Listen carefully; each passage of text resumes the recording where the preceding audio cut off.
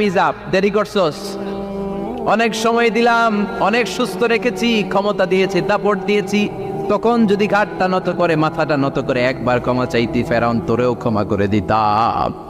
কিন্তু সময় শেষ হওয়ার পরে আমি মুসলমানদের অন্তর্ভুক্ত বললে কোনো লাভ হবে নাকি? আল্লাহ বলল সময় নাই, সময় শেষ।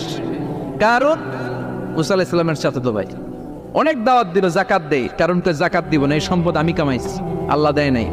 মুসা আলাইহিস সালাম বললেন তাহলে আযাবের অপেক্ষা কর, আযাব চলে আসলো। আল্লাহ বলেন মুসা সেফ জোনে যাও, সরো, এখনই আযাব। ফাখাসাফনা বিহি ওয়া বিদারিহিল আরদ, পুরো ফাইমের জমিনটার আল্লাহ কাঁপিয়ে দিলেন, আর কারুনকে সহ পুরো সম্পত্তি তার জামিনের ভিতরে দাবিয়ে দিলেন। হাঁটু পর্যন্ত কারণ দেবে যায়, ভাবছে উঠে যাবে, কোমর পর্যন্ত দেবে যায়, ভাবছে উঠে যাবে, গলা পর্যন্ত যখন দেবে যায় আর সুযোগ নাই। কয় মুসা আমার সব সম্পত্তি তোরে আর তোর আল্লাহরে দিয়ে দিলাম, আমারে বাঁচা, আমারে